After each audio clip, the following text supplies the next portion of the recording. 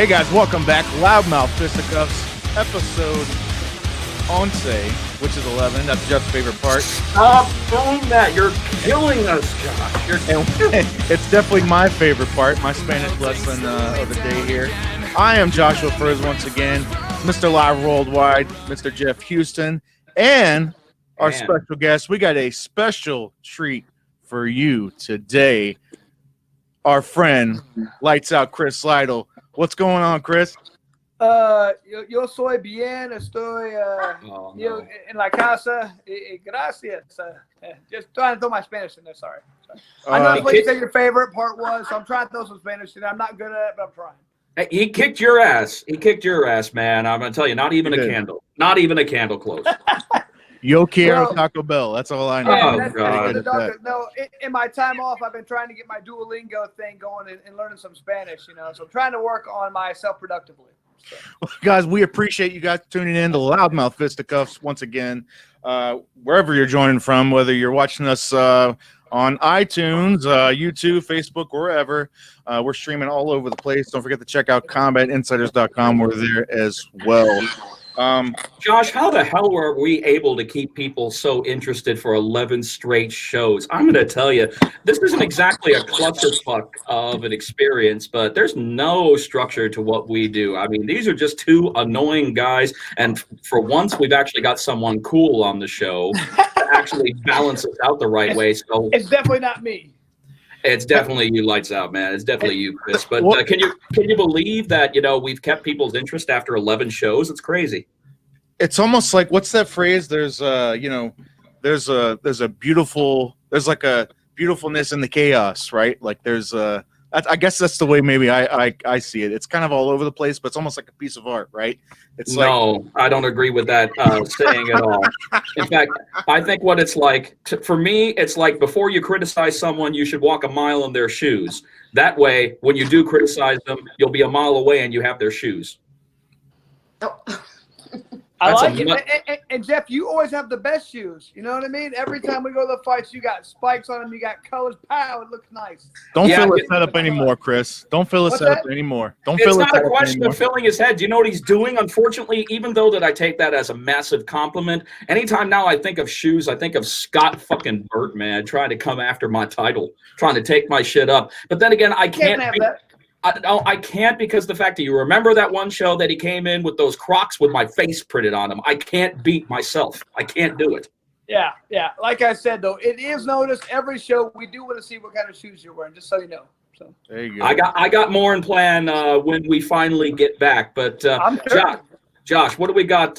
What do we got on the board today? Even though that we don't plan our shit, but we got to have something, because we have got Mr. Lights Out Lytle. We have got Chris. Chris, I've also been seeing you really busy across the board on social media yourself, man. You're really keeping busy and getting your face, your likeness, and your voice out there for everybody. I've seen you doing some local stuff. I don't know if it was a sports podcast that I saw you on as of recently.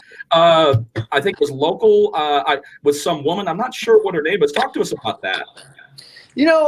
Ever since I started doing more of I switched over from being a fighter, and I'm trying to do just straight commentary now. I'm getting older, as you can tell from my black eye. I'm slowing down. I'm trying to get faster. I'm just not fast anymore. So trying to get better at doing commentary. So I've decided I have to do as many podcasts as I can. And I've got my own podcast I do as well. I saw Lytle live show. So I try and do as much of that as I can. I do a lot of local, even fights. I do everything I can, as much as I can, just to get better. I look at this as like a fight. How do you get better at fighting? You spar every day. How do I get better at commentating? I commentate every day. You get in front of the camera and you talk, you get more natural. So that's what I'm trying to do. As many times as I can, I will get in front of the camera. It's become easy to me. It's become fun to me. I enjoy doing it a lot. I never really thought it'd be like that, but that's what it is. So. And what about B2B media? What's going on with that? I never got to nothing. Just like everything else, we're on hold. B2. Well, I didn't know if they had been in talks with you about future projects once we're finally back to some degree of normalcy. Yes. I mean, the problem is what we have decided is what we have to do is we have to wait at least 6 weeks after everything gets release back normally, let the fighters train. Because like that's not right that the fighters can't train. So what we're doing right now, we're just waiting for everything to get cleared. We'll give 6 weeks and then we'll have a fight. We just can't do that right now. So we don't. The thing I like about B2 is they're always about the fighter. Number 1 and number 2, number 3. It's all about the fighter. So what we have to do is make sure they have the opportunity to get time to train, and then we'll put on fights. Until then, everything's on hold, and it kind of sucks because we have so much momentum putting on fights, 3 to 4 fights per month. Yeah. That's a lot. That's a lot. So that's what was going on. That's not happening right now. So I don't know, really. Every fight that, very upset about the fact we can't do any bare knuckle right now. I'm hoping it comes soon. I'm hoping we do something in Florida, but I haven't heard lately. Maybe you can tell me, Jeff. I mean, do you know anything? Well, we've heard mutterings.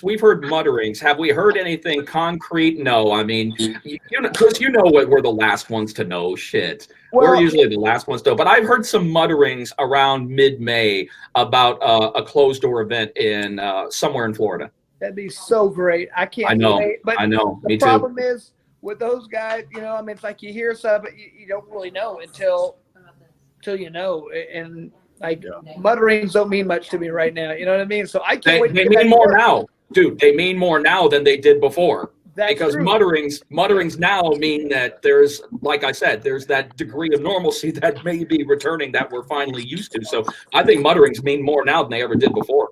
Well, yeah, but like I said, with them, they didn't before. But like, I'm just excited right now to get back and do anything, man. I just can't wait. And the next fight is going to be so exciting. You were there. Hey, by the way, I had a blast when we hung out after Wichita. That was so much fun. Oh, dude, yeah.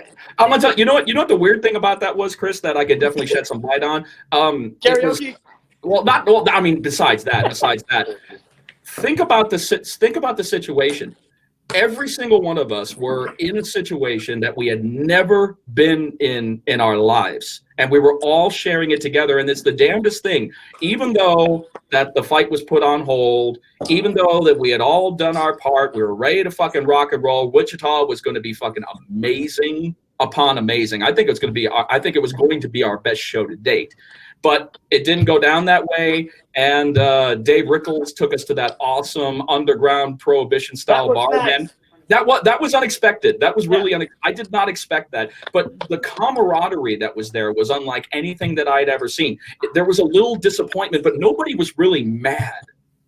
I mean, you couldn't be mad. Everybody kind of. What could you be mad at?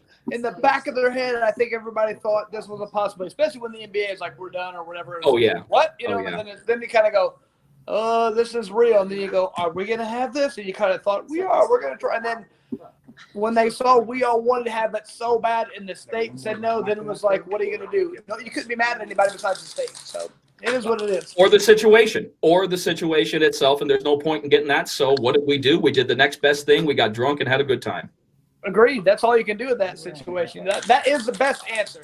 I love my favorite part was we were at a hotel, and as soon as Dave came and he said he was all bummed it's canceled, and I was like, all right. And I said, let me go get you a drink.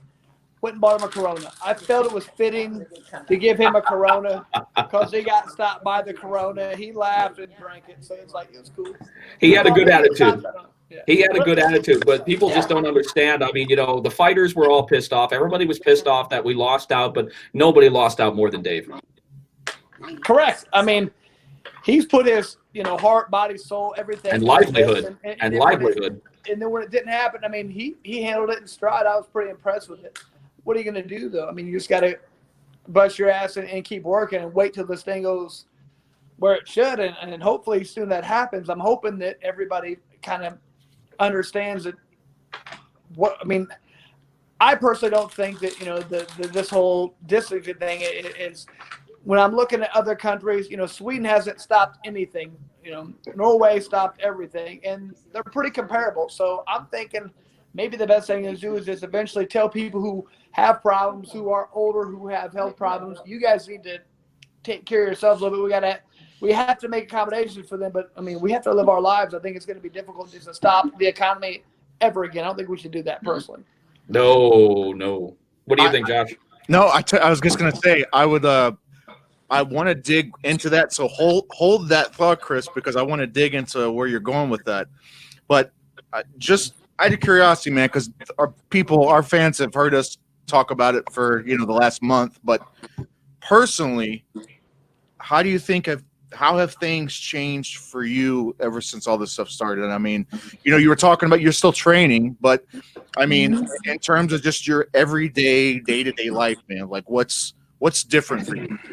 It's a lot different. I mean, to me, I'm used to being gone a lot. I'm used to being busy. I'm used to constantly having things going on. I'm putting on fights every weekend. I'm going here for commentary. I'm doing this. I'm doing that. Yeah. There's nothing like that anymore. I haven't been home like this in forever. It has been very good to spend more time with my family, but at the same time, I'm like, I mean, you can talk to the wives over here. She's like, you need to leave. He's got to go. I'm sorry. You're home too much now. That's the right answer. That's the right answer. At the firehouse. I haven't done that in years. I don't know what to do. I'm just like, I got to get out and do stuff because hanging at home and just sitting there, no, I'm not doing that. I want to be active. I want to be productive, and I don't feel like I'm as productive like watching Netflix. I love Netflix, but I'm not just going to sit there and watch it all day, every day. I can't do that. So I'm trying to find things to occupy myself. And like I said, the podcast, the training, everything. I mean, I'm doing it, and the way I'm looking at this, if I'm, instead of just trying to keep myself away from other people, my whole life I've tried to, work out. I've tried to take vitamins, I've tried to eat right and take,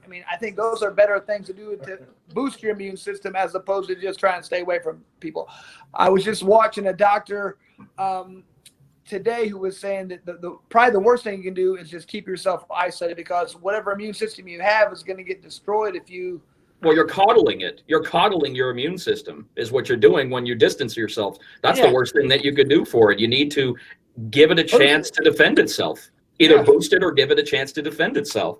That's what he was saying. I have to agree with that at some level. So it also has to be bad just psychologically, man. Like I've seen people who are already might have like a slight or mild depression, and then they're doing this, and it's like it's intensifying thing, tenfold, and you're going to have a whole nother set of problems. Like I get it.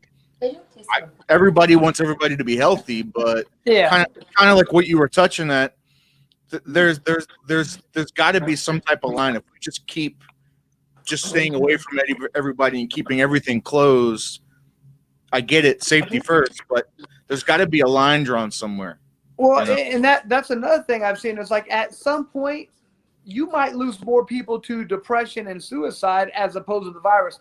Let's say businesses go out. Let's say that do you remember? Well, shit, I keep saying that. What's wrong with me? None of us were around, but in the 1930s when the stock market crash happened, you had a bunch of bankers and stock market people. They were jumping out of windows and killing themselves. Why? Because they lost everything. How many businesses are going out right now? How many people's lives are going to be affected forever? They've worked so hard to build up a business and it's gone now. There's going to be massive depression going on. So is it worth closing everything down for what? If you really look at the things I see, the death rate might be 0.3%, 0.2%. If you really account for everybody who's gotten it, they think that the number of people who have gotten it, who've actually been tested, a lot of them are asymptomatic. So we don't really even know who has also had it, but a lot of people have had it who don't even know it. So if you add all those together, it's like 0.2 or 3%. Is it worth closing down everything in the world for that? Or maybe people who are at risk should distance themselves. I don't think it's worth it personally, but I don't know. A lot of people disagree. I understand. I agree with that, but you know what? You're absolutely right. For the entire closures that we've been going through right now, it doesn't make much sense. But there was a really good quote that I saw. Well, it wasn't a quote. It was a post that I saw that really made me think differently about all the people who are saying, oh, only 0.2%, only 0.3% get that. But then there was a post that says, well, imagine if you got yourself a bag of Skittles and there was a 0.3% chance that you could die from the Skittles in that bag. You wouldn't eat Skittles ever fucking again, would you? It depends on how good they are. No, Skittles, no. But if you look at it from that perspective, that's understandable, but that doesn't necessarily mean the same thing as it does, because this is really more of a geographical situation that we've had. Obviously there are worse places, there are better places. I think the majority of us are very fortunate that where we live, it's not too crazily affected. To be honest with you, at one point they were talking about Indianapolis is a hotbed. They said there's a lot going on in Indianapolis. So yes. But you know what? I'm on the fire department. I'm there every day, working with this. Not every day, whenever I work, But my point is, I wear a mask. I wash my hands after every run. I do all the necessary things. I don't really. I think if you're pretty smart and careful about things, you're going to be all right. I mean, it's, and maybe I'm just unrealistic about that, but that's just the way I'm seeing it. If you really think about it, if you touch this and something's on it, you might get it. But if you wash your hands, you don't touch your face, you do certain things, I think you're going to be all right.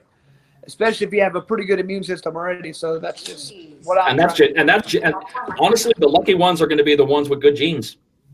The ones that have good genes, the one with good genes, and the ones who have strengthened immune systems.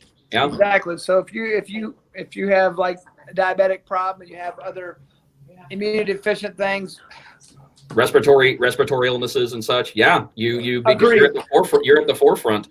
Exactly. And so those are the people I think need to definitely self quarantine or self. I mean, to me, not to sound like a prick, but I think we need to make sure people are. If you're the one in the problem, you need to take care of yourself. It's not up to the rest of the world to be like, we have to accommodate you. I mean, if I have a problem, I promise you don't have to tell me. If I have a problem, I'm gonna take care of myself. You know what I mean? That's great. I don't expect the rest of the world to look out for me. I expect me to look out for myself, and that's what I think really been just kind of how our country's gone for a long time. It's about everybody has to do everything. How about some personal accountability here? Instead of me like worrying about self-quarantine, how about I worry about me taking care of myself day in and day out for the last 30 years and doing whatever I can to make sure I'm fine and not drink all these terrible alcoholic beverages that probably hurt my immune system, but I'll do it anyway. I don't care. Fucking A. Well, I tell you what, where are you at, Chris, with I find that I'm watching stuff, man, and it's like, I know me and Jeff have touched on it before, is you try to watch the news, you try to get your information, and you don't know who to turn to or what to turn to, because it's almost like every other piece of information out there, it changes by the minute, it changes based on who you listen to, it changes based off of whatever, I don't know, political party, whatever news station you're listening to. Like, it all changes, Chris. Like, thanks, babe. Like it drives me nuts, man. I've always said this, that I have found, just kind of the older I've gotten, is most of the truth is somewhere in the middle. With most of this stuff, I find that there are a lot of people who have politicized this now, right? That's all it is. Right. So it's one big shit show. Okay. Pardon my French. It's just one big shit show now. Right. And they're making it almost like a political game. That's all it is. But let me backtrack just a second. Let me say this first. Obviously, this is a real situation. I'm not trying to like devalue the situation. I realize people are sick. There are people dying. But I think there's too much information out there that says the numbers are being fudged, and that's not a conspiracy. There are things that have come out now that hospitals are fudging their numbers, saying that patients are dying. It's the conflicting information. It's the conflicting information that we're given that's so freaking frustrating. Yeah, and go ahead, Chris. I was gonna say you don't want to hear what I think about this, man. I do, Chris. Yes, we do. Yes, we do. I believe nothing I'm told at all, man. I get into weird conspiracy theory things. I think a lot of things. Nothing is what you think. I mean, I think the world is ran by a bunch of elite, just like pedophile weirdos, man. I mean, I just think there's all kinds of weird stuff. If we actually knew what was going on, our minds would be blown. And I think there's a lot. There's no coincidences. There's no accidental things. I think almost everything is intentionally done, and there's a reason behind it. I think you follow the money, you find out what the main source is at all times, and it just is ridiculous how bad this is. Well, you got to figure it. It's just like most psychiatrists say, there are no accidents. I agree. Couldn't agree more. That's just the truth. So sorry. Well, let me ask you, just to pick your brain a little bit on it. Do you think this is something that you think this is, are you in the camp of this was something intentionally created for depopulation, which is what a lot of people are saying, or is this something that really was an accident, it got out, and it's just kind of got out of hand? Well, I think it's impossible for us to know. I definitely think there's a part of me that thinks this could be planned and that could be intentionally set out to help usher in the next phase of what's going on. Or, I don't know, in my opinion, from the information I've looked at, it definitely seems like this wasn't a man-made thing. Whether it was intentionally brought out, who knows? If it was an accident, I think the powers that be never let a crisis go to waste. So they could have saw this happen and go, we have to take power. For example, one thing is they decided, when the whole Patriot Act came out, the most unpatriotic thing ever, in my opinion, they said, you couldn't track people using their cell phones. You had to get a warrant. They said, we have to track people now. And they've got that passed because they can track people now who have the COVID virus. I was like, what? Because they have this virus, you can track them now. So you think that power is ever going away? No, they can track people now with their phones. Yeah. That power was taken. So they've used this crisis to take things that they've never should be able to. So whether or not this was intentional, that's 100%, speculation. I don't know. I think whatever happened, they're using it to their advantage. It could have happened by their own admission. It could not have. I'm not going to go. I'm not the tinfoil hat word who thinks this happened because this. You don't know. That's your theory. That's what you think. I don't know. But regardless, I think they're using this to their advantage to try and take away more of our rights. Well, you know what? You know what it is? I think how it happened is irrelevant. But Agreed. what's happening now is what's fucking everybody up right now, because it's our freedoms and our privacies that are in jeopardy as of right now. So how it happened, instead of worrying about all the shit that's going down right now, that's basically so many people have the wool pulled over their eyes because they don't know what's going down because, of course, the propaganda and the news media machine just keeps feeding us, as you know, only probably about 10% of that is probably true, because the last thing they're going to do is let us know what's happening. If you're in the public sector, you're on a need-to-know basis. Agreed, man. I mean, it's I don't know what to think about this, and it just freaks me out how many people are just blindly following whatever they're told. No, I mean, I heard of a lady on the radio that is yelling at these kids, I hope you get the COVID and die. You're the problem. Like, horrible thing to say. What's wrong with you, lady? You're a lunatic. These people, I mean, you can put anything on the news and these people are going to believe anything they're told. Propaganda is so prevalent here. It's just embarrassing. But whatever, Well, don't follow anybody who may provide an answer. They'll follow anyone who's the closest to having an answer to anything. Of course they will. Yeah. I want to jump in and backtrack for a second. I do want to say, Jeff, I disagree with, I think that where it originated from, I think it is a big deal, because I think that if we find out that something was intentionally released, wouldn't that change things? Like, wouldn't that change things? It would change things, but it's going to take a fucking long time for anything to happen from it. Fine, you could go ahead and you can say, yeah, this is how it happened. It came from this source. It came from that source. That's great. I think it's a big deal. I think it's a big deal, but it's still killing people. But so. it's a huge deal, in my opinion. But how are you ever going to prove that? I mean, most of these things you can never prove. So how are you really going to know? Obviously, people pretty confident it came from China, but I mean, they're going to say it came from this bad at that place. Like, that wasn't patient zero. I've heard that was not patient zero. So obviously, to me, it came from the lab right there. But now, is it released intentional or accidental? How can you ever prove that stuff? I mean, unless you find some really hardcore evidence that says it was released intentionally or accidental. That's right. What are you going to do? I mean, how can, and they're never, all the people are saying, oh no, this was done naturally. No, but I mean, what Tom Cruise said in that movie, A Few Good Men. It doesn't matter what I believe; it matters what I can prove. 100%. So, do I think it does matter? 100%. But I don't think I'm ever going to really honestly know that. So the point is moot. Let's just move on and figure out. I mean, I want to know. I'd love to know. I'd love to be able to prove. But how can we prove it? I don't know. I'd love to. I don't know what to say. Bye. Did you guys see where somebody within the Chinese government leaked some stuff to the AP, like the news organization AP?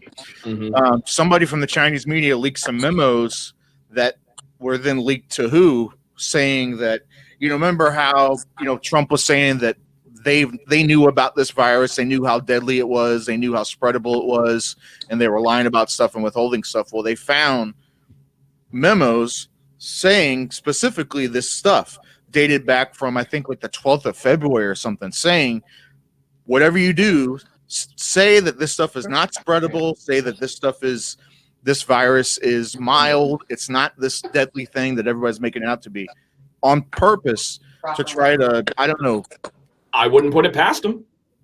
I wouldn't put anything past anybody at this point. Me neither. No, but I mean, here's the thing. Like they've already said that, like, after China knew what was going on, like 6 days later, like it wasn't until they told something, and like 6 days after they knew what was going on, they came out with the thing. So, oh no, this isn't that deadly. Right.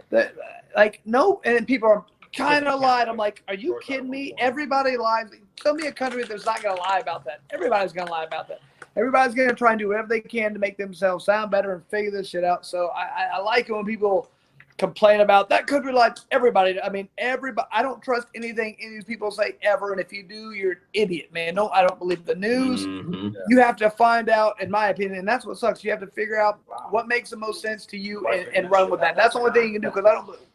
If you believe what you're told, you're a fool. So you have to like take all the information you can, disseminate it, and to try and make the most educated guess you can. In my opinion, that's what I do. But that's dangerous as well too, because sometimes you can't even convince some people there's a fire even when their hair is burning.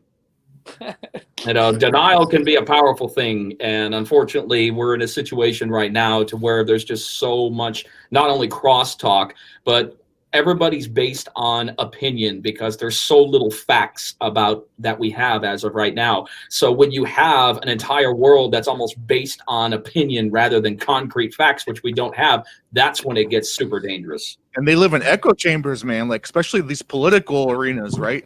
If you're on the left, if you're on the right, everybody in their own echo chamber, they just regurgitate the same stuff. And then somehow that's how opinion turns into fact. So I've always said, like, if you get one person says an opinion, it's an opinion. If you get 10 people, somehow it becomes fact now. You know? And they get certain, like the powers that be, the media, they get like talking points, and you'll see those videos where it shows the same guy saying the exact same phrasing, like 20 different episodes of a news with like the exact same phrasing, So they're told what to say, and if you I don't remember who said it, but if you say a lie enough times, people will believe it, and that's true. People believe whatever they're told repeatedly. Oh, okay. Well, I saw it on CNN. I saw it on MSNBC. Then it's true. Then it must be true. Yeah, if you just keep seeing it, that's what people believe. So, man, nobody wants to dive deep and really look into things. They just want to, if they saw a soundbite, if Kim Kardashian said it or whatever, it's gospel. Those people are so pathetic. God. I don't know what to say. I mean, it's like, how these people popular, by the way, on a totally side note. These people did nothing in life, and they're influencer.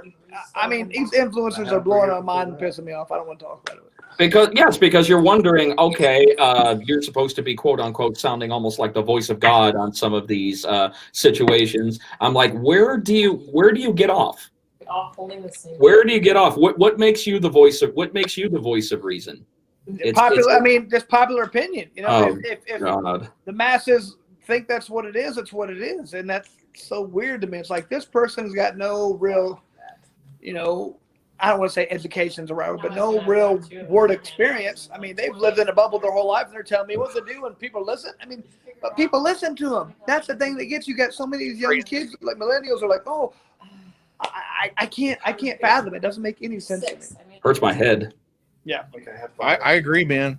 And I swear, I mean, this is probably a rabbit hole, and we don't want to go too far down it. I love rabbit holes. I go down them all the time.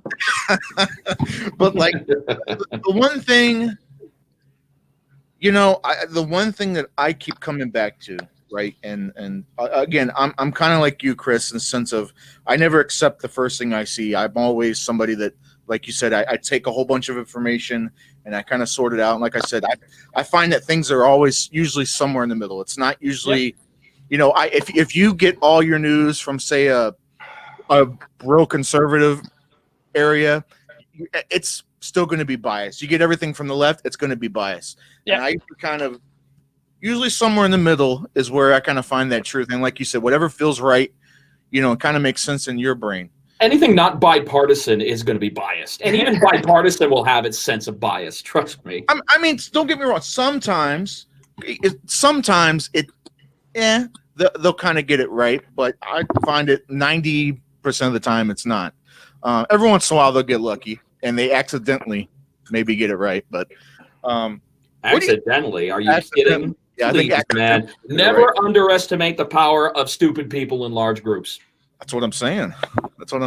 What do you think the end game is here, man? I mean, and I know that's a very open-ended question, and nobody really knows. But let's just say this whole COVID thing. Let's just play hypotheticals, and let's say it was released, and there was eugenics involved, and for those eugenics, like to destroy the population and stuff like that, like.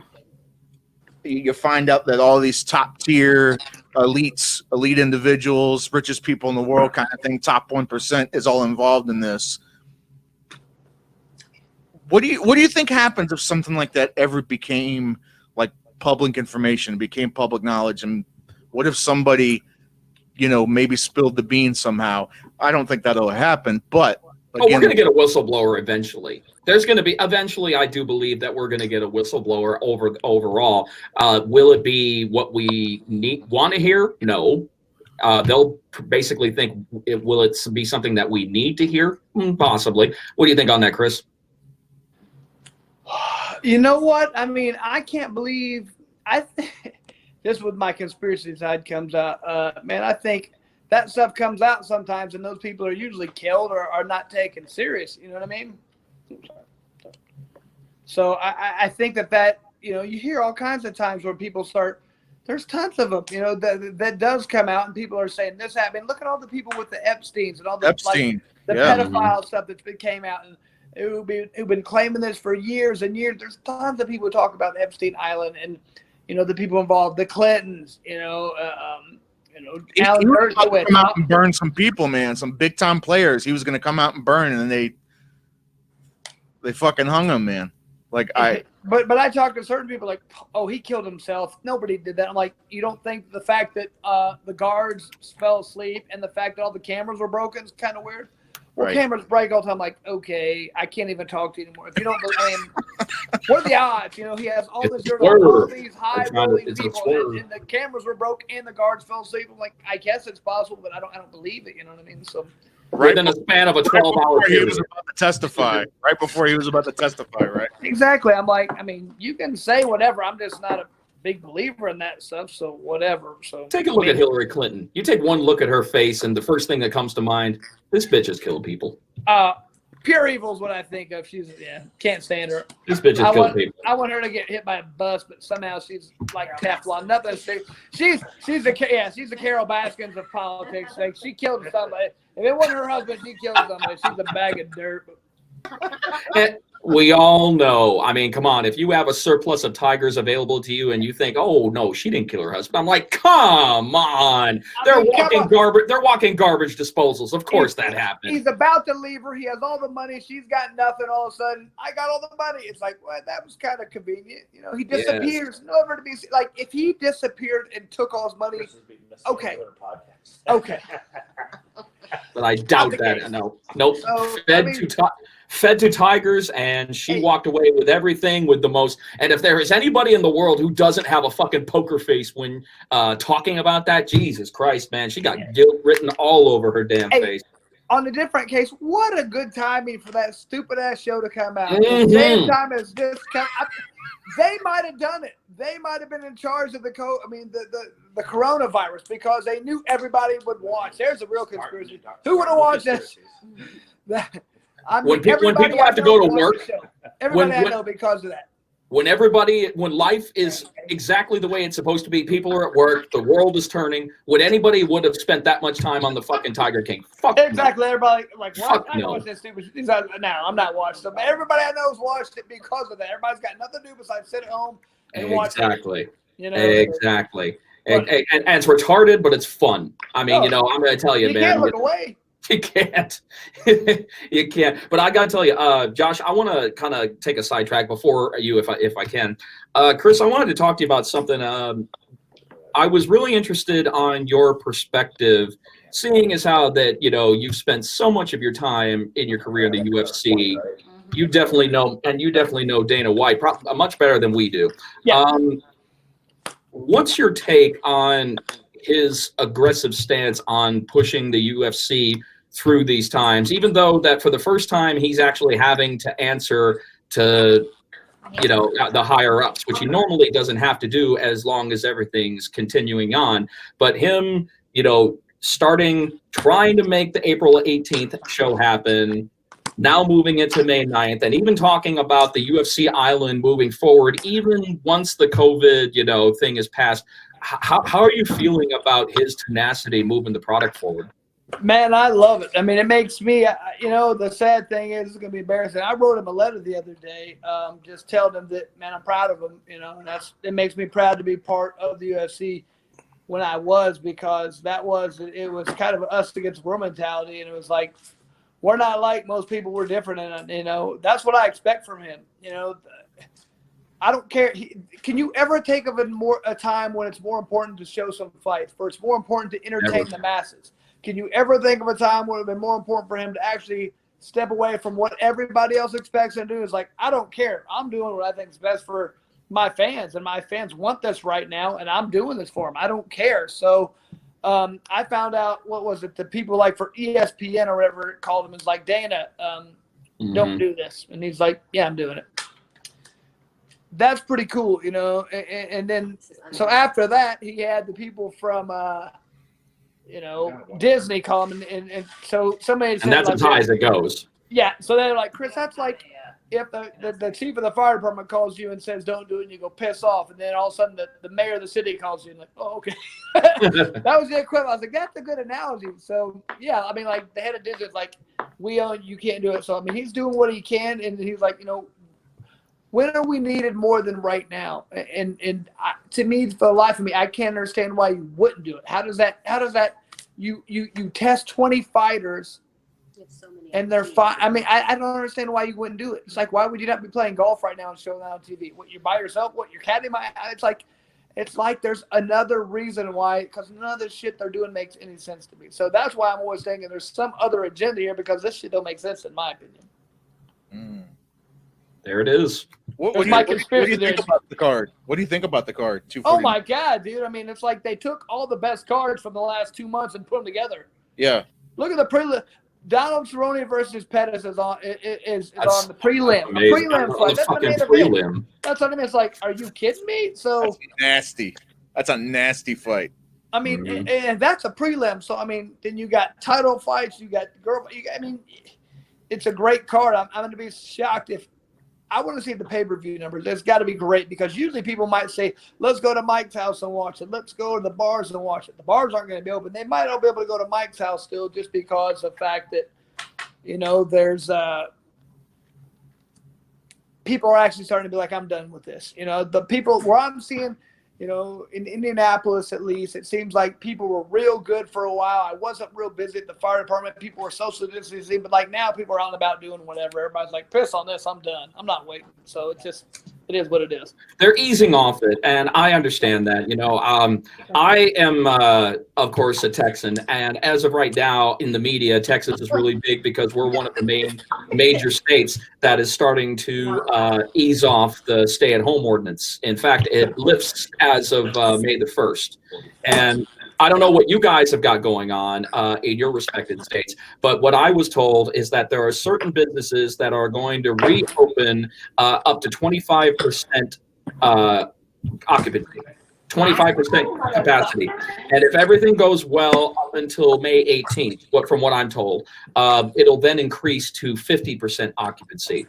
And if everything goes well from May 18th to June 1st, pretty much everything's lifted. And I mean, there will still be different things. I mean, there's still going to be 6 feet differences. People are still required to wear masks. People are supposed to, keep their distance even at bars, restaurants, and all that good stuff. But that's the way that they're doing it. And they're going to kind of do it for a trial run.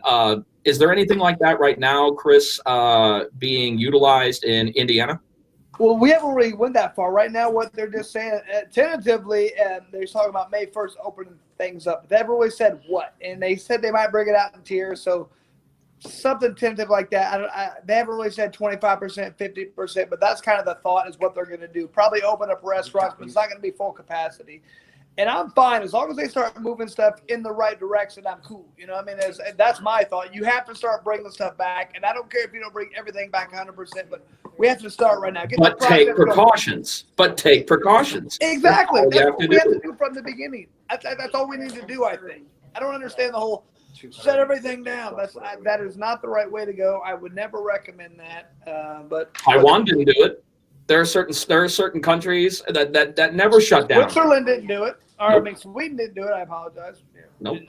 They're doing pretty close to Norway. So I mean, which is non-existent, which is practically non-existent for the for the virus. Yeah. Yeah. What about you, Josh? Anything like that going on in Virginia? Well, no, I was, we were talking earlier about it, and I was saying, it's our state is very. It didn't used to be, but it's very liberal now. So it's we got liberal governor. The mayor is a liberal of the capital. Josh, where are you out of? I'm in Virginia. I'm right outside of Richmond, in Virginia. So. There aren't too many restrictions being lifted. Like I don't think a whole lot's being changed, at the start of May. But like I was saying before, they're even talking about closing school for next year already. That's what I don't understand. People are making these rules already. They're like, okay, we're gonna have to do this. I'm like, it's freaking, April. You guys are talking about stuff in July, August, September. I'm like, you have no idea what this entails. That's why. And you notice how quick they're coming out with these commercials. This is the new norm. The new norm. I'm like, how the fuck do they know? How the fuck do they know? They're pushing it down your throat already. Why? Right. That's what I mean. That's why this shit seems like manufactured. When all of a sudden, 2 weeks after, it's like, it can't be real. It is manufactured. That's a great point because. If you listen to like advertisements on the radio, like how quick, that's a good point. I didn't even think about that until just now when we said that. Think about how quick they were rolling out all these different fucking commercials and advertisements about COVID-19, quarantine, COVID-19, quarantine, coronavirus. Find a commercial on TV where people are hugging and they're rare. They're old commercials. Most of the ones coming out now, they're all different. So I'm like, but it just seems weird how quickly they were already saying this is a new normal. I'm like, you already thought of that, had the commercial, got the actors, did this stuff. I mean, it just seems manufactured to be, man. It just seems odd. Yeah, I mean, it just I don't get it, but maybe they jumped on it real quick. They did. They jumped on it real quick. But yeah. I mean, I just don't think that's the truth. I mean, from the things I'm saying, I just don't think this is going to be the new norm. I think. I mean, in 2019, 18, or whenever, when you had the Spanish flu, is that the new norm now? They changed things for a couple of years, but that was it. I mean, and they didn't even have antibiotics back then. You know what I mean? I mean, people were dying from other things. When you got the infection, you couldn't do anything else. So I don't know. I'm not real sure if this is what I consider the new norm. I hope not. Are people going to be wearing masks the rest of my life? I'm not. I don't wear one now. I mean, but some people are just drink the Kool-Aid. They're doing whatever and whatever. I mean, if that's what you want to do and that makes you feel good, fine. But I'm living my life without it. And if I get COVID, I'm sure I'll deal with it and be fine. Yeah. But I'm healthy, so I'm lucky and very fortunate. It is strange, man, because you know what? So this is most of this stuff has been happening since March. I some places like late February, whatever. Depending on where you're at, but it doesn't seem like so long ago. Like it really seems like another lifetime ago, right? It's only been 2.5 months. Yes. Right?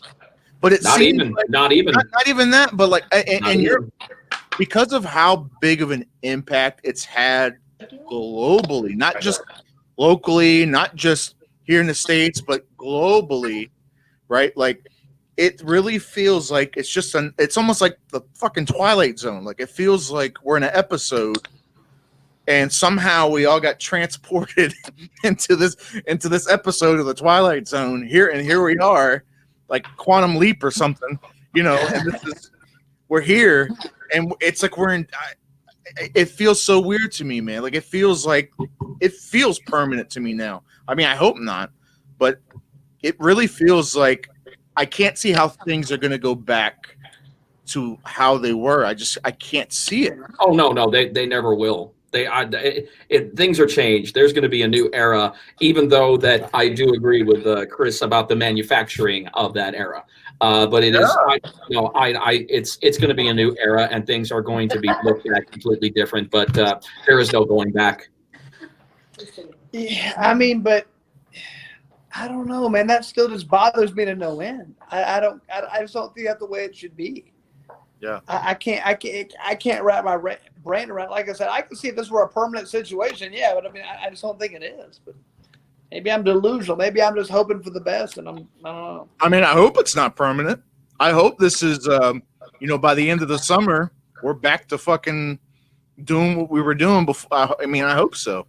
I hope that is the case, No, that I think that's going to get back to where it was as far as, I mean, people will still probably keep their distance to a degree, and nobody's going to be rushing in for a handshake immediately. I totally get that. But as far as making sure that, that we still have live combat sports the way that we've been having, I mean, that is an absolute necessity as of right now. It's just like what Chris said. Can you think of a time where it's been needed more than right now? I can't. Well, let me ask you this: since you touched on that, what do you think about? You think things are going to get back to normal enough to where you can actually do crowds in the arenas? Absolutely, of course. Well, like I said before, Spanish flu, 1918. 1918. Yeah, thank you. It happened then. They probably thought this is ever ending. It ends. I mean, and luckily for us, this is not nearly as deadly as the Spanish flu was. I mean, like I'm saying, it depends on what studies you see, maybe somewhere around 0.3% or maybe, I don't know, but regardless, right? It's not that deadly, in my opinion. I mean, if you have a health problem, absolutely. But I mean, otherwise, and the more people are tested, the more they're finding out how many people are asymptomatic. I've seen, varying different numbers, but it seems like a lot of people have had it and didn't even know it. So, I mean, let's say people in such a low percentage, it's not that. I mean, if you have like Ebola, I mean, you're getting like 40, 50% people die. That's different, man. But we're not having that right here. So I don't see why. And other people are dying. A lot of those people are older, like nursing homes getting decimated. People who have health problems decimated. You have 2 forks? Other people not. So if it's that easy to kind of stay away from, I don't see why you would not. I mean, okay, you have you're 80. Don't come to the fights. If you have different diabetes, don't come to the fights. Otherwise, come to the fights. Right. Come to the fights, man, and look. Let's go ahead and let's compare this to the Spanish flu. Spanish flu, 500 million people were infected, 50 to 60 million dead. Yeah, and nothing shut down. No, and nothing shut. I mean, granted, 102 years ago, yes, massive difference in that, and especially as far as density of population. Granted, there's many more people now as opposed to then, but however. The Spanish flu was merciless as far as when you got infected. If you got infected, look at that, 500 million people infected, 50 to 60 million people. That's over 10% who got it, ate it. That's bad. That's really huge. That's bad. Bad. Genocide doesn't have that kind of spread. Yeah, and that's not where we're at right now. Not even close. I can't wrap my head around really what's going on besides. That's why the conspiracy theory side comes out of me and think this is something else is going on. But I don't know. Maybe they're just being very precautionary, and maybe everybody's worried about you. I don't really know. I mean, what do you guys think? Do you guys think there's something else going on? Is it just me? I do, but I've heard some shit about. What do you think about the shit related to the release of 5G? I've heard a lot about that. And I actually watched something on that, and it was very interesting because what they were talking about, it wasn't that 5G causes it or 5G. Yeah. I mean, that doesn't make any sense. What they were saying is 5G, the 60 millimeter wave, somehow the waves interfere with your oxygen molecules and the bonding with the hemoglobin in your blood. So you get the oxygen in your blood, but the hemoglobin can't bond with it. It can't give you the right oxygen that you need to your That's why it makes sense. I said people are getting. It seems like they're having pneumonia, or it seems like they're up at altitude or in the mountain, and they're just not able to breathe properly. People are falling over dead, like because of lack of oxygen. So that does make sense to me. Is that true? I have no idea. I'm not a molecular biologist, and I can't check my hemoglobin, but it makes sense. So do I? I mean, I've heard that, and it makes sense to me. But do I know? I don't know. And I would believe that there would be a certain much higher level of radiation that's being output with that being released as it is, because it's anything that's reaching out as much as 5G is supposed to connect the world up. You got to figure that there's going to be higher levels of radiation output as well. No, here's the thing. I don't know if that's radiation. They're talking about millimeter waves, with AG. Oh, yeah. It could be more of the millimeter waves than the actual radiation. And that's radiation. what they say with the 5G. It's 60 millimeter waves, and that's what interferes with the bonding with the hemoglobin. Gotcha. Is that? I mean, I've seen scientists talk about that. Is that 100% accurate? I don't know. I mean, speculation as far as we know.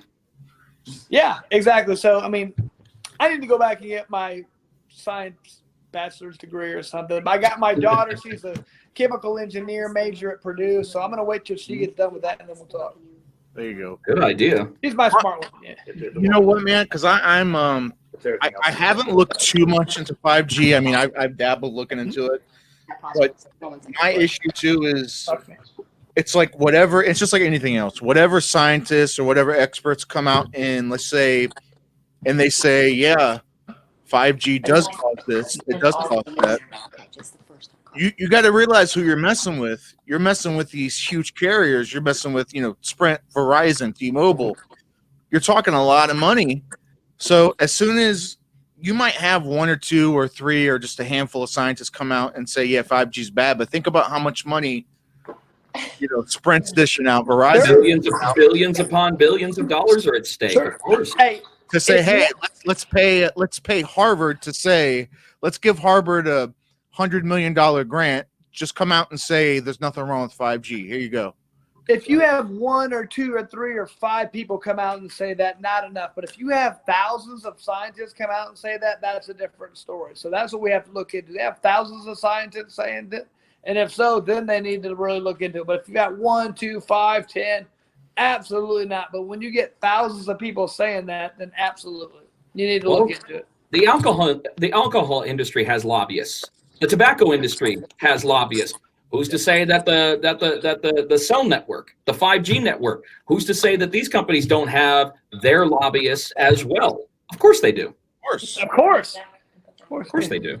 Of course they do, man. I mean, once again, I feel like, man, you got to follow the money. Whenever the money's there, that's usually the culprit of what's going on, and you just got to look into it. And if you dig deep enough, typically there's a problem there, and if not, then great. But a lot of times there is a problem when you follow the money, and if there's money there doesn't matter. You have to really, really look deep then. A profit over the way that America is, profit over progress, right? No, not just America. I think that's just the way of the world, my friend.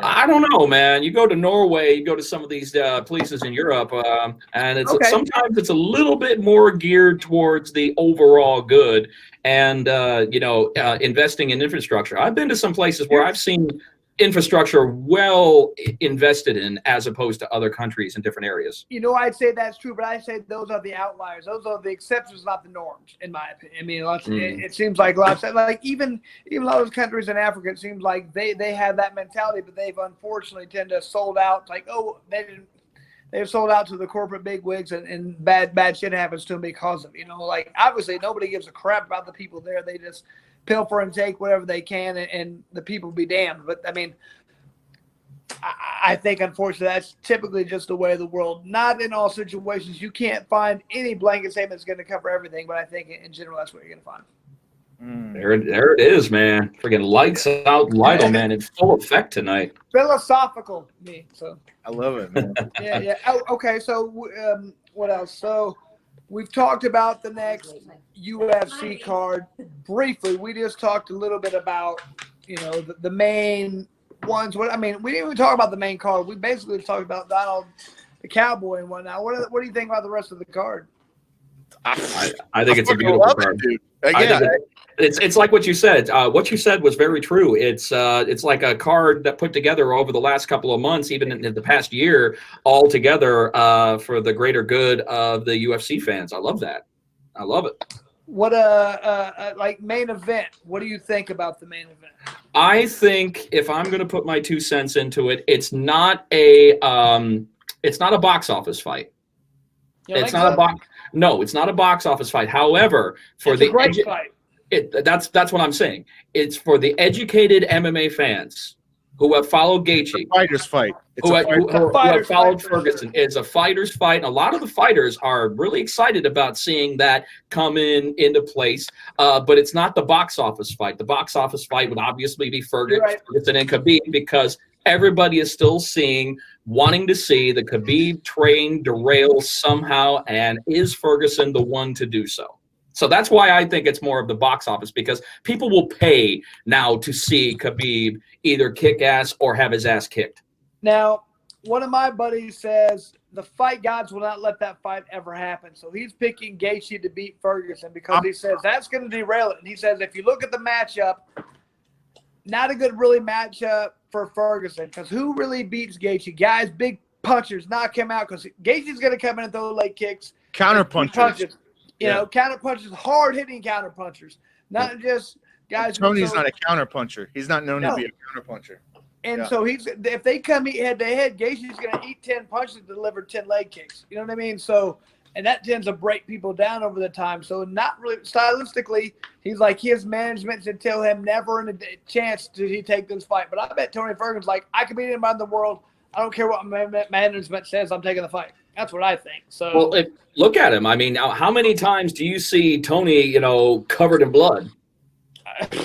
Frequently. All the fucking time, man. I'm going to tell you, man, he loves beating his opponents to a pulp and definitely getting the color out there at his fights. So that's why, stylistically, I totally agree with you on that. However, like I said, the educated fans and the fighters definitely want to see this fight. Oh, 100%. People loving to see this fight because it's a great matchup. Like I said, I think one of the few guys who could beat Khabib is Ferguson. He's probably the only guy I think who could beat him. I'd love to see that fight. However, I think if you put Gaethje up against, Khabib, he gets killed. But I think the matchup, Tony versus Gaethje, it's a good matchup. It's a very good fight. It will be a great main event for all these other good fights on there, and then you're going to see that as well. I mean, you're going to get your money's worth by seeing all the other fights, and we can see that one, and you're like, oh my God! I mean, it's going to be great. So and then it's smart, and I think everybody's going to be at home. They're going to buy. I think it's going to be good. I think it's a good idea. It's going to be good. So do you think Gaethje beats Ferguson? Who do you pick? That's tough, man. I mean, I'm very torn on this one because I agree a little bit that it's a bad style matchup for him. But at the same time, Ferguson's so good right now. He's won 12 in a row. And that's the only thing. Another thing I don't like, he's won 12 in a row. How many people win 13 in a row in the UFC? Not very many. Not very many. Very difficult to do. So I don't know, but if I'm having to pick, I'm still going to go with Ferguson. I'm not really agreeing with my friend that the fight gods aren't going to let it happen, but I would not be surprised. But, I mean, you also have, you got, Nagano on there. After that, you get Henry Cejudo. I'm excited for that one. I'm excited for that one. In freaking 3.5 years, though. That makes it another tough fight because I think he's been sitting there doing commentary. He's been looking at it. I can beat this guy. I can beat this guy. He's been thinking about that for years, and he's coming out. That makes it tougher. But he hadn't fought in that long. What's going to happen? He has a lot of mileage, but then again, Cejudo's been wrestling forever. He's got mileage. They're about the same age. That's a tough fight, too. Dominic Cruz being a 2-1 underdog, it's a pretty good bet, but that's a tough one, man. What do you guys think? Dominic Cruz, man, he ruled the WEC for a long fucking time, man. So, I think, honestly, style-wise, I'm interested to see that. I definitely think, if we're talking on the ground, it's Cejudo every day of the week and twice on Sunday, because there's not too many people that can go ahead and stand up to a gold medalist wrestler. I'm going to say this, and we talked about this on last week's episode, but I don't agree with the fight. I don't agree with Cruz jumping in front of everybody. like me and Jeff were talking about this. You know, it was supposed to be Aldo and Cejudo, but Aldo didn't win his fight. I think he won the fight against Morales, but he didn't win.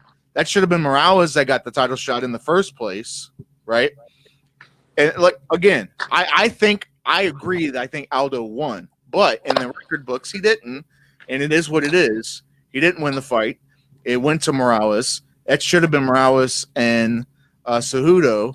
And then, you know, Aldo, there's the problems with Brazil and the COVID and his visa and all that. Okay, fine. But Dominic Cruz off of this long layoff and just jumps right. Don't get me wrong. I want to see the fight. I just don't agree with it. I guess that's. Go ahead. Unfortunately, you look at this from the standpoint of. Sorry, unfortunately, you're looking for this on the standpoint of. I mean, this isn't about who's best. This is about who's going to make the most pay-per-view. This is about entertainment. I understand the business decision behind it. So are you right? Absolutely. But this guy's, you know, a commentator's been doing stuff forever. So unfortunately, it isn't about that anymore. So all they care about is who's going to sell the most pay-per-views. And they know there's people who people like and know, oh, he's coming back. It's going to be a great story. That's all that matters. So I get what you're saying. And, you know, unfortunately, the weird thing about fighting is this is not necessarily just a sport. It's entertainment. It's a weird combination of like almost a mixture of fighting and pro wrestling. It's not pro wrestling anyway, but you have to have that. It's not baseball at the same time. It's not all about who's the best. This is about who's selling the most. And so it's a kind of a weird combination. Right. Well, it's different now than ever because you got to figure this is a pay-per-view that is a complete wash on the gate. It's a complete it's a complete wash on the gate, and it's completely dependent on pay-per-view sales. 100%. Yeah, and that's very rare. Exactly my point. You have to have the people who are going to sell. That's all it's about because you can't put on a fight when there's no game. Well, you know, and I hear you, and I agree. I understand the business aspect of it, the pay-per-view numbers and stuff like that. I 100% understand what you're saying. But, like, don't you think in the long term, in the long run, that hurts the, you know, the legitimacy of the ranking? That hurts that, right? I mean, like, how can somebody take it seriously if, you know, they say, oh, well, so-and-so's number one contender now. Who cares? Because the number. I don't think they care so much right now. I think there's too much shit going on right now to really worry about the world ranking. They've been doing stuff like this for a couple of years, though, now, man. I mean, they've been doing kind of jumping people, and it's been kind of weird the last couple of years. I don't know, man. I mean, I get it. I get the business behind it, and I'm not complaining about the fight itself. I'm just complaining. Yeah. You know.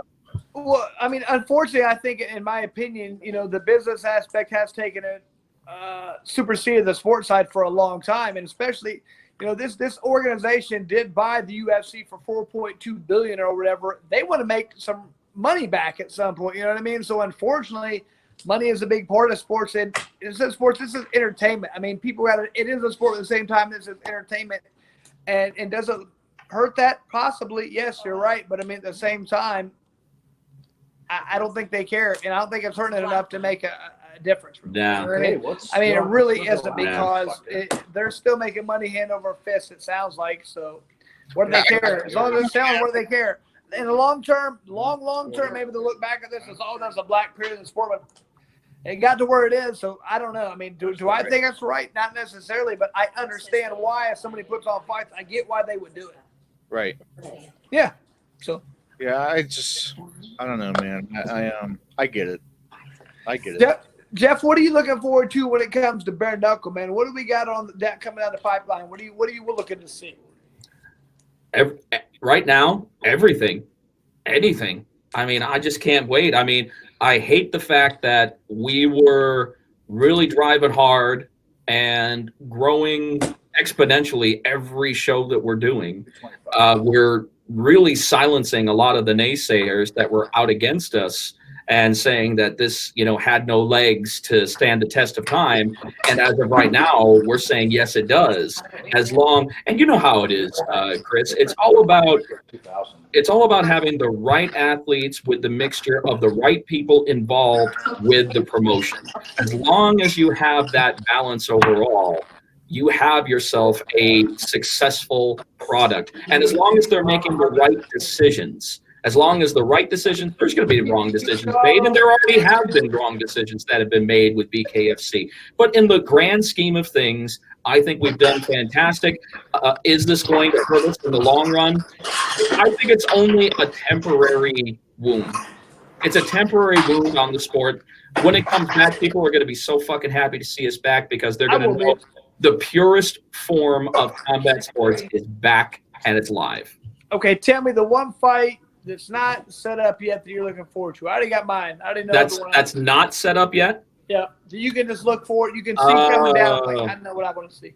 Well, the one that I'm really excited about that I know that we're going to see, they kind of teased it a little bit, would definitely be Johnny Bedford and Dat Win. That's okay. We're on the same page. That's exactly what I was going to say because that's got to be coming here soon. That's going to be a great fight. I can't wait to see it. The momentum that's on Dat's train as of right now is incredible, and Johnny, as of right now, is undefeated. He's 5-0, and he's been untested in every fight that has come in his doorstep. Man, he's lived up to his nickname. Man, he has been brutal from moment one to moment done. And here's the thing, he's going to be bigger, stronger in this fight. Is he going to be able to hit harder? Probably, but is he going to hit better? I don't know. I don't know. Look what happened with Abdiel. Look what happened with the funny thing, is when the only cut that got was from knocking Abby out. He fell into his face. That was amazing. Yeah, it looked nasty. Well, the leg twitching didn't help either. That didn't help, but that was pretty awesome. But I just can't wait to get back and watch some of those fights, man. I was so excited for the last. Can we debate these? Is this a debatable topic? Sure. What do you mean, can we? There is no. You can do whatever the fuck you want on Loudmouth Fisticuffs. I think he needs to beat Reggie first before he gets a title shot at Johnny. And I'd love to see that fight too. I got no problem with that. At two fights, going the decision with Travis, and then as impressive as the knockout was on Abby, and it was impressive. I'm not taking that away from him. I just don't know in two fights, man. I don't think. I agree. The only thing is, who you gonna have Bedford fight? That's my thing. Who'd you have Bedford fight in between then? Does he just sit out for the next? He's gonna have to because that's the thing. He'll have to sit out on that because it's not gonna make any sense. Yeah. But there's nobody else for him to fight. Dad's the next in line. But I agree with you. That's the problem with the sport being so new, and so young, and so few fighters in there right now. If you come in and you win two fights, you deserve a title fight? Probably not. You're right. But who else do we put him in there with? You know what I mean? So you could sit Johnny out again, or maybe move up to 45 again and fight because he didn't last time. But I don't know. But you are right in there that two fights does not earn a title fight, in my opinion. But Reggie, the good thing about Reggie, though, that does make sense, Josh, is because Reggie was in the finals, and if there's anyone who probably has earned the opportunity for an eventual title shot, if not a sooner one. I think, maybe that number one contendership fight would make sense between the two of them, because then you'd have a clear number one contender to Johnny Bedford, and there'd be no question marks over anybody's head. Yeah. I think you'd have to. It'd answer more questions. It would answer more questions. I think. And I tell you what about the. I get it. So I understand that. The fighters want to fight. They got to make money. I get all that, right?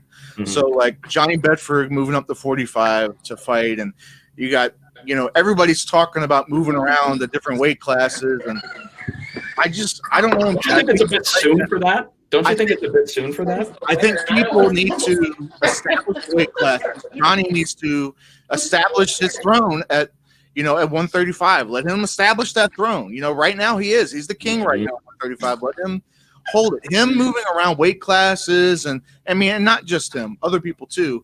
I feel it kind of muddies up the division. And I get it. It's still a small, the roster size it's not a UFC, so you don't have all those options. I get that. Oh, you can't compare the two. I mean, they're uncomparable. Yeah. But Reggie needs to fight Depp for the clear #1 contendership, and then move on to fight Bedford. Bedford, I don't know, maybe have him. Yeah, maybe sit out because I just don't know who else he would fight. He's either going to fight Reggie or Dat. I think those are the only two fights right now for Bedford is Reggie or Dat, and I think they need to fight each other. So, and of course, we all want to see the rematch between Peralta and Faria. Oh man, did you watch? When we got them on there to do the recap of their fight, did you watch that? It's Tons of shit painful. talk going. There was a lot. They were talking shit the whole time back and forth, and I love it. They legit don't like each other. No, it's what Legit. I mean. Hey, Ferreira, she hung out with the other night. She's a nut, but she's fun. But I mean, yeah, she doesn't. She obviously feels she's very focused right now, and was very, sure of herself. She was gonna just beat the shit out. I can't wait to see that fight. Well, I was asking her, what do you think that's going to be different about this time? She said the only thing that's going to be different is the outcome. As far as the approach, we're going to do the same thing we did the last time. We're going to beat the shit out of each other. Well, when I talked to her about a month ago, she said, the one big thing is she made the mistake of trying to brawl with Peralta, and that's where she messed up. Yeah. She's like, if I would have just kept it like my coach told me to, just kept it technical, and kept her at that range, she's like, it would have been a different outcome. She's like, I got this. She's like, she pissed me off when she hit me, and I started getting wild with her, and that's what happened, because Peralta's a brawler, and you can't, all day long you could say Ferreira, you can argue that she's the better technical boxer, but Peralta, were her shots the prettiest shots in the world? No, but they hurt, and they were landed. Oh, they hurt all right. It could be a little bit like Jason Knight and Lobov too. You know what I mean? Jason Knight, he just put on a boxing clinic right there, and Lobov's wild throwing punches and not gonna hit him when Knight wants to. He can be slick and smart, and I'm wondering if that could be how this is. I don't know. It could be, but it might not be. I mean, you never know. If you hit Ferreira, you might just say, I got to get in and start brawling again. That's what the fans love, and that's what they want to see, but probably not best for her right now. She wants to win the technical boxing match. Absolutely. And I'm going to tell you, I ranked that fight up there against the Jurjacek and Zhang Weili fight. I rank it right up there, man. I'm going to tell you, the most memorable female fights that I have seen in the past couple of years are definitely those two, and I rank it right up there as amongst probably one of the best combat sport women's fight ever. Oh man, it was awesome to be there, man. I was loving it. It was great to be. I did not expect that. I mean, I expected fireworks. I just didn't expect that level of brutality between the two of them, and trading shots the way that they did. It was beautiful. Like 2 knockdowns in 1 round. Beautiful. Yeah. Beautiful. I tell you what, and I know you said matches that weren't already made, but I can't help but talk about it. Is Beltran and Godbeer. Let me tell you what.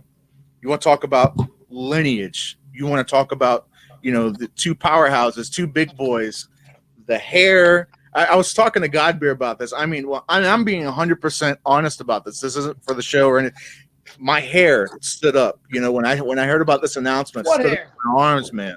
On his back. Okay. I'm back too. Everywhere. Maybe on his ass. I don't know. That's another show in itself. Yeah, I was talking about that. That's another. No, but just the historical, I think, importance for bare knuckle, for the sport, for the promotion. You've got the Valor and the BKB heavyweight champion and Mark Godbeer. You got the Police Gazette world champion and BKFC heavyweight champion and Beltran. And, arguably, I mean, it is. This is essentially for the unofficial, undisputed. Well, it's almost the lineal. It's almost the lineal. The world championship. For the world championship. Yes. World championship. The number one bare knuckle heavyweight in the world. That's what it is. Couldn't agree more. We've been talking about that. You got England, you got other parts of America. I mean, this is a legit world, the first one, really. And I'm super excited for it. We've talked about, Tyler Goodjohn trying to get him over, but not going to happen right now. Whatever. We have a legitimate heavyweight title fight can't wait to see it, man. I mean, this is the one that's got me super fired up. And Mark is a fighter across the board. I mean, and not only is that, I mean, he's a former Bama world heavyweight champion on top of that. I've announced him a couple of times internationally, and I know what kind of fire this guy brings. And this guy was built for bare knuckle. Absolutely built for bare knuckle. So it's going to be interesting when he goes in there, when we've seen what Joey has already given us. And I have seen what Mark Godbeer brings to bare knuckle. I agree. Hair's standing on edge for this particular one because you have two guys that are going to be, dude, you're going to need a fucking bulldozer to back one of them up. Yeah, I mean, Beltran, I think everybody knows that, you're not going to knock him out. I mean, I guess you could win from cuts. That's the thing with bare knuckle. Anybody could be with cuts, in that sense. But, I mean. But to knock him out? Not going to knock him out. And he pushes forward. He's got good defense. I mean, it's going to be a good fight, man. I just can't wait to see what happens. The one thing I like about Beltran is that when he does push forward, unfortunately, a lot of heavyweights do this, and you've probably seen this plenty of time, Chris. When heavyweights push forward, sometimes they put their fucking head down. And they love, yeah, exactly. They put their head down and they love to throw those haymakers, hoping that one of them connects. Now, when you've got gloves and wraps, I can understand maybe doing that a few extra times. But when you're in a sport to where you can't afford to throw away any punches, because that one punch that you throw away might end up breaking your fucking hand and not even really connect on anything. So that's what I hope I don't see. I hate it when heavyweights put their head down when they throw big punches. It's what are you looking at? What are you trying to hit? What are you trying to accomplish? Well, unfortunately, in MMA, boxing, everything, I always mess with my heavyweight friends. I say, you guys aren't even real fighters. You guys are terrible. You guys hit hard. You know what I mean? So I always tell Mitrio that when it comes to MMA, I'm like, you guys suck at fighting. You guys are just big and strong. He's like, piss off, Chris, and he throws me around. But I'm like, a lot of times, they're ducking here, uppercut, and it's you don't see too many good heavyweights that throw good uppercuts. That's why none. If you watch Hardly Mike Tyson was so good at right hand of the body, right uppercut, pow, pow, so good. Knocked so many people with that one. They're not used to it. Same thing with the bare knuckle. They come in ducking their head down. They're not used to getting hit. So I think that's why they do it, because there's a safety zone for them. They feel like if you get a heavyweight who throws that good uppercut right there, that's going to end a ton of fights. So, well, I worry more about the uppercuts. Wouldn't you worry more about the uppercuts and the clinch? Because, I mean, fighting in the clinch is encouraged here. So wouldn't you rely on tight uppercuts in the clinch more anyway? Well, 100%. I'm not seeing a lot from the heavyweights. I mean, I know myself, when I was training for fights, I was working on that at a punch, body, uppercut right there. I mean, one of my favorite combinations was that,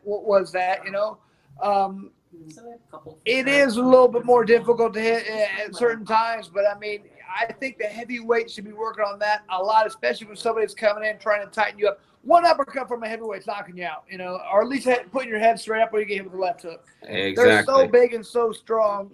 But it's just something, like I said, I mean, just something they need to work on. Heavyweights are very good at what they do. They hit so hard, but man, they're just. But they're not technical or versatile. Not as much as right lighter now. weight lighter weight fighters. Lighter weight fights are always more exciting. Always more exciting. 100%. They just can't hit as hard. I mean, but so that's what everybody loves a heavyweight for, though. That one good punch, boom. Well, that's why everybody loved Mike Tyson, because, I still say that Mike Tyson was the most unique heavyweight fighter out of anything, whether it be boxing, whether it be MMA, bare knuckle, it doesn't matter, because Mike Tyson was so fucking unique, because back in the day, you'd pay $50 for a pay-per-view. Mike Tyson would come out, knock somebody out in the first couple of seconds in the first round. And you know what? Everybody would be just fine with that, because that's what they expected from Mike Tyson, to come out, fucking kill you, and go home. If it had been any other heavyweight fighter that had been out there and there was a first round knockout, everybody would have been cheated. What the fuck just happened here? Hey, this dude comes out not even wearing like a robe, just like a towel around his neck, all black. It's like this dude. All black. I'm scared to death. Just watch. You know what I mean? Everybody loves that stuff. Anybody can come out there and just take somebody out in 91 seconds. Biggest deal ever. Is awesome. Nobody scares. That's the problem. You know what? Even though that we've got these super huge heavyweights now, that we got 6'7", 6'8", 6'9". 6'9", Tyson Fury. I know. Fucking Tyson Fury's almost 6'10". Honestly, he's like 6'9" and like a half. Dude.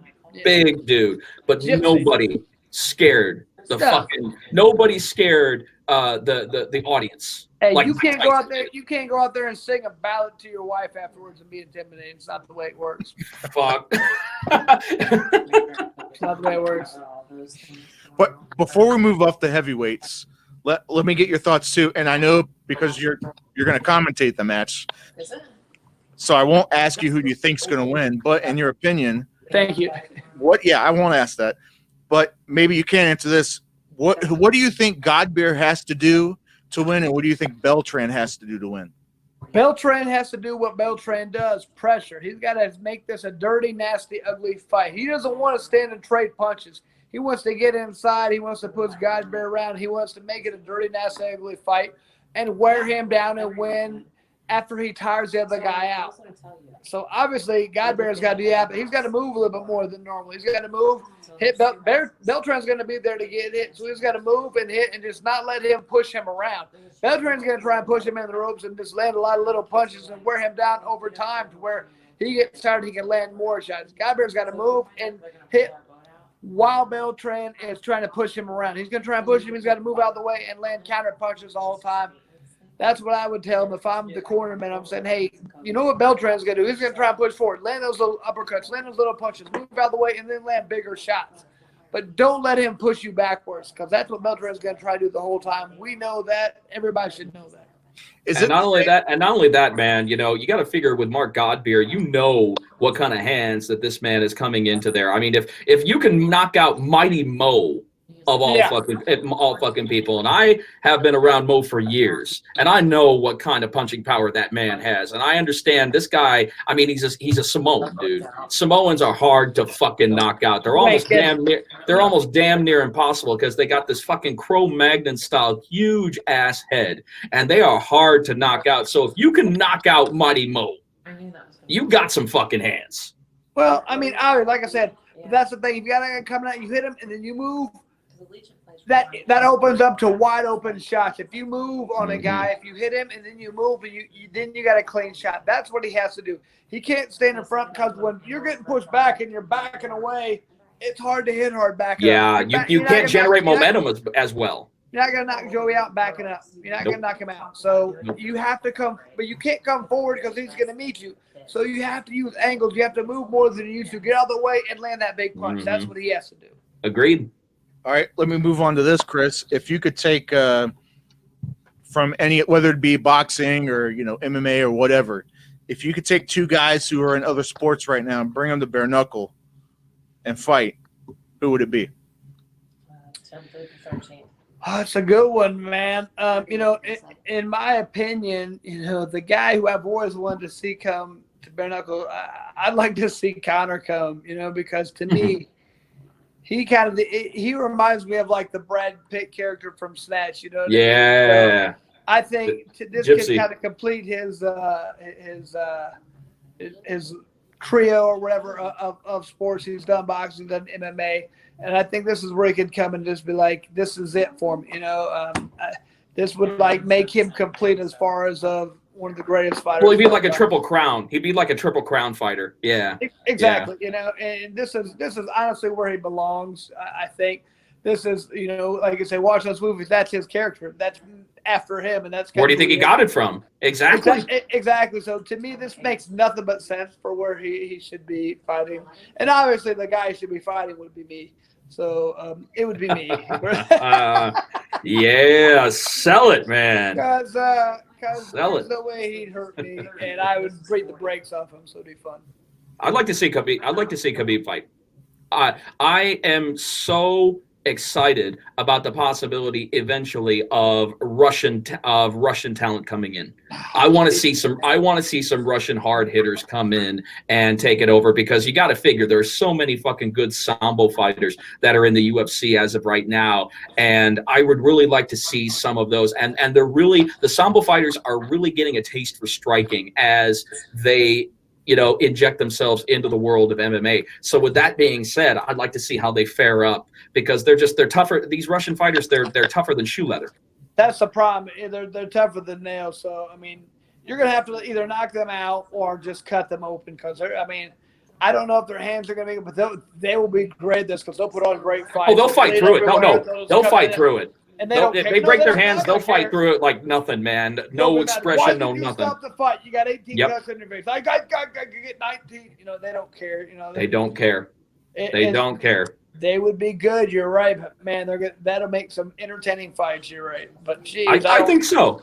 I think so. They're like the Terminator, though. They won't stop. You know what I mean? Well, there's no emotion, no nothing and everything. But that's another thing that I'm excited about, Josh, is that as the bare knuckle sport grows, seeing the different countries on display as they come over, and maybe seeing areas of the world where we end up discovering strikers that normally aren't discovered in those parts of the world. Like, I'd like to see some Chinese strikers. I'd like to see some Korean strikers, some Japanese strikers. I'd like to see strikers from throughout Europe, from Australia. I would like to see an influx of international fighters come in and end up proving a lot of the naysayers wrong as far as, you know, bare knuckle talent. That's what I want. That's what I'm looking forward to, the international fighters coming in and mingling with the American counterparts. So maybe we can get some of those Lethway guys. Oh, shit. Headbutts. No headbutts, and we're cool. No. But you know what? I loved MMA when there was headbutts, man. I really did. I was back in the day, back in nice boom, boom. I mean, it wasn't like you think. It's not like whack. It was like, you know, it was little subtle things that would go on like that, and it made. Yeah, if you're pressed up against the cage and just give them like a little side.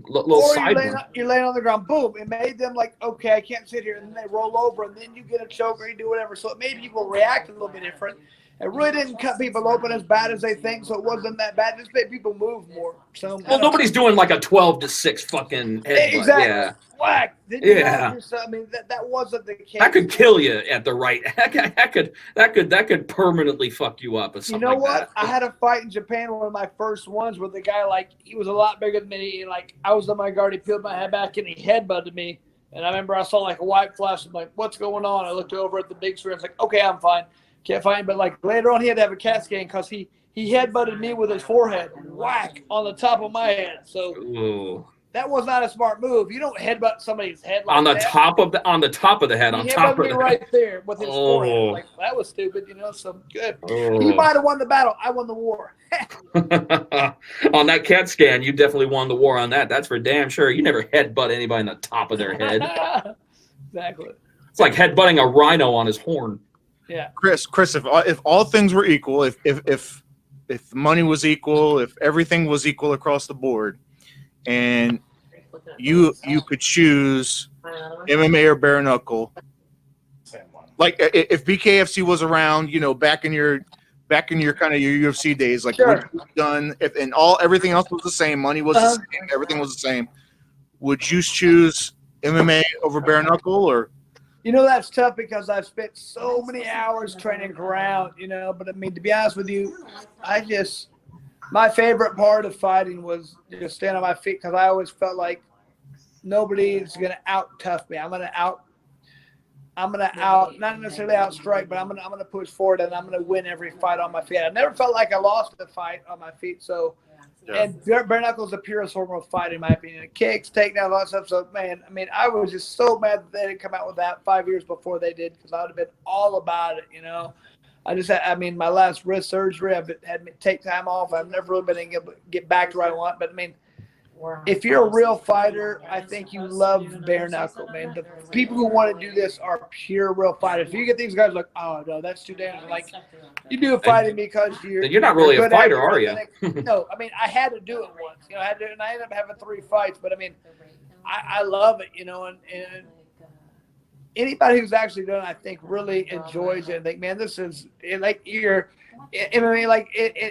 sentences are heightened when you're doing it. Like, man, this is like as intense as it gets. And so I think the real fighters really want to do it. I know I would have probably loved to do that more than anything else, even though it's just hard because I spent so many hours training on the ground. But, man, my favorite thing is to sit there and bang, and I'm going to do that anytime I can. And that's all it is in bare knuckle. So I love it. They start freaking 3 feet away from each other, bang right away.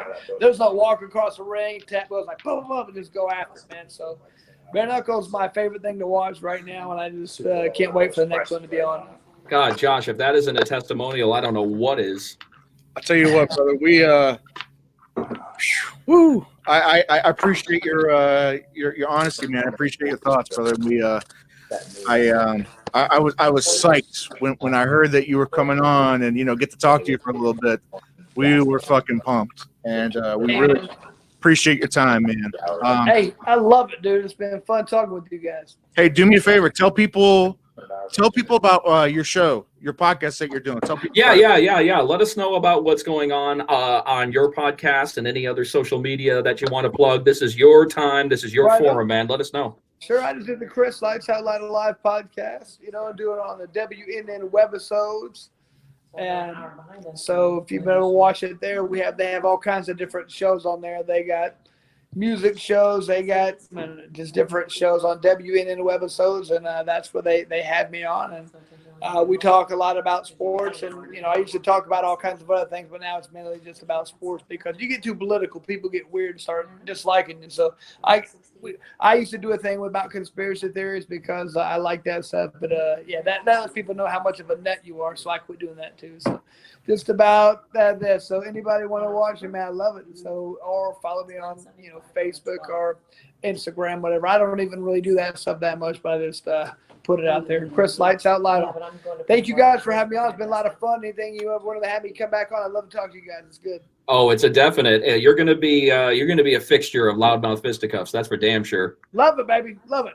100%. Can't wait to see you again, Jeff, because that means we're doing some good stuff. Well, we're doing some good stuff, and we're having a nice drink and a good dinner after or before. Absolutely. There you go. Absolutely. All right, brother. One, fellas. Thank you. Thank you, sir. Guys, so that's Chris Lights Out Lytle, Mr. Jeff Houston, Mr. Laverwatt. I am Joshua Fers from CombatInsiders.com. And we're out. We are out. Thank you. Thank you.